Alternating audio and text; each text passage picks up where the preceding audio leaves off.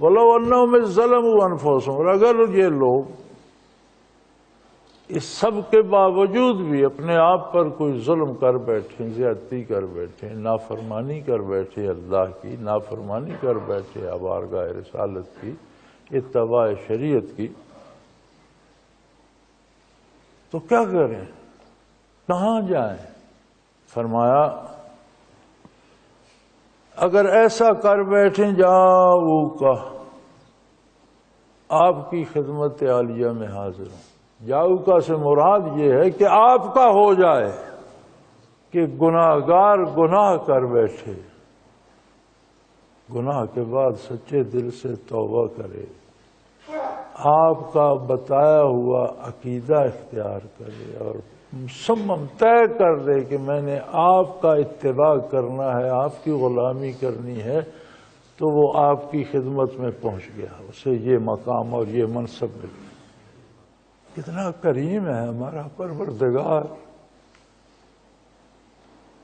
کہ خطاؤں پر مرتبہ بخش رہا ہے۔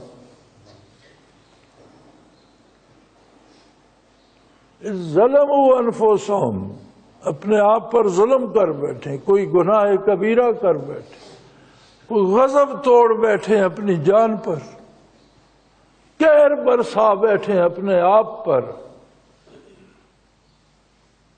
تو اس کے دروازے بند نہیں کیے،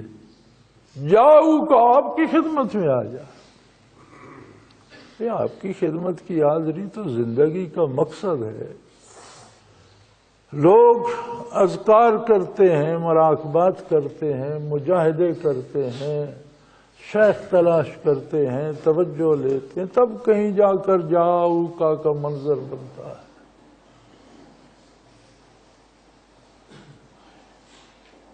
فرمایا بندہ مومن ظلم بھی اپنے آپ پر کر بیٹھے، کوئی بڑا گناہ بھی کر بیٹھے، میں دروازہ بند نہیں کرتا، وہ آپ کی خدمت عالی میں آ جائے۔ اور ایک دن، ایک سال حضور کی دنیا میں قیام کے نہیں، قیامت تک کے لیے جہاں کہیں ہے وہیں آپ وسلم کا بتایا ہوا عقیدہ اپنا لے اور عہد کر لے کہ میں آپ کا اتباع کروں گا، تو گویا وہ آپ کی خدمت عالی میں پہنچ گیا۔ بارگاہ عالی میں پہنچ کر کیا کرے؟ فاستغفر اللہ، اللہ سے بخشش چاہے کہ یا اللہ دنیا میں جو تو نے عاصیوں کی پناہ گاہ بنائی تھی میں وہاں پہنچ گیا، دنیا میں جو تو نے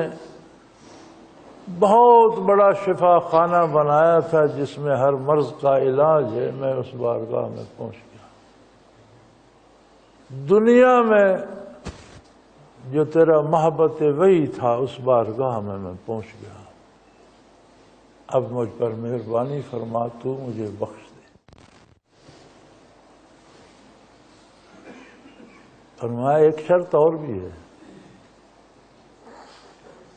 حاضری کی ایکٹنگ نہ کر، تیری حاضری واقعی ہونی چاہیے، اداکاری نہیں ہونی چاہیے، اللہ کریم کی بارگاہ میں اداکاری نہیں چلتی،